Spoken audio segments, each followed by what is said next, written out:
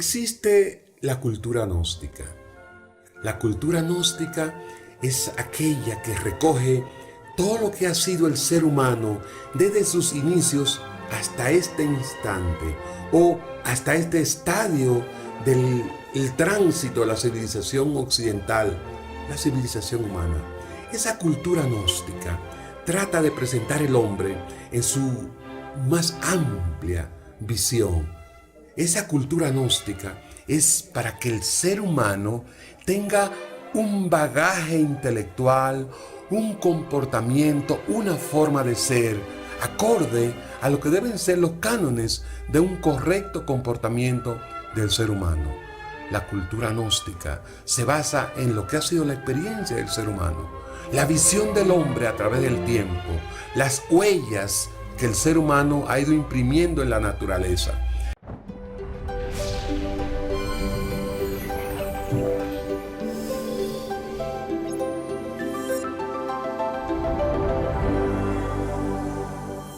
Cuando uno llega a ser gnóstico, lo primero que comienza a conocerse a sí mismo, saber quién es el hombre, cuál es su finalidad, cuáles son los aportes que yo debo hacer a la sociedad, para qué yo vine, cuál es el sentido de mi vida.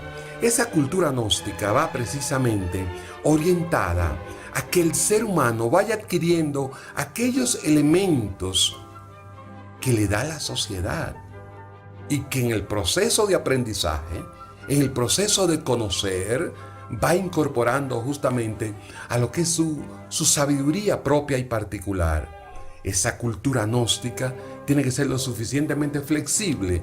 ¿Para qué? Para que los principios doctrinales, la doctrina gnóstica, que es la doctrina del conocimiento, la palabra gnosis significa conocimiento, pero el conocimiento universal, no el conocimiento puntual. Es decir, no yo saber cómo se arregla un carro, cómo yo voy al mercado, cómo hago aquello. No, el conocimiento orientado a ese ser humano que tiene que orientarse en la vida y que tiene que dar pasos en la vida. Entonces, ese conocimiento universal del ser humano es lo que es la gnosis. La gnosis la lleva toda criatura dentro de sí. Aunque no lo sepa, aunque no lo crea, porque la forma lógica de yo ver y entender la vida, pues eso es gnosis. La razón en sí misma, la forma lógica como yo entiendo que discurre la sociedad, esa visión integral y global, esa es la gnosis, la lógica elemental de la vida.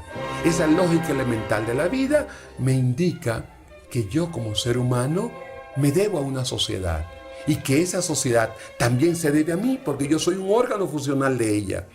Siempre hemos dicho de que el ser humano parte de la sociedad, pero la sociedad se incorpora y se forma con ese ser humano.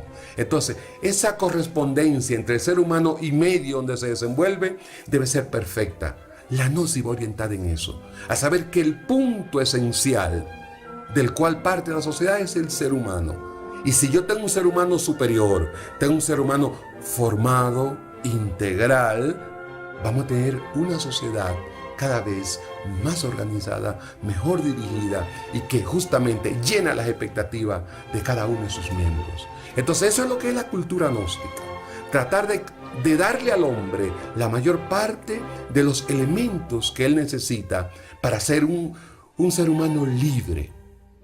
Y la palabra libre significa muchas cosas. La gnosis lo que busca es la libertad del ser humano. Para uno ser libre, lo primero que necesita es conocimiento. El conocimiento es como un rayo de luz que me alumbra mi vida. Desde que el hombre adquiere conocimiento, ya comienza a conseguir la libertad. El ser humano vive prisionero, esclavo de sí mismo. ¿Por qué? Porque normalmente lo que hace es vivir de miedos y de dudas y de creencias de lo que le dice el otro, pero difícilmente forma una idea particular propia. Entonces, cuando hablamos de cultura gnóstica, estamos hablando de un ser humano integral que se forma a sí mismo con todo lo que recibe de afuera y de acuerdo a lo que ha ido integrando dentro de sí, que es su propio conocimiento, el conocimiento particular de sí mismo, comienza a crear su propia filosofía y en base a esa filosofía orienta sus pasos.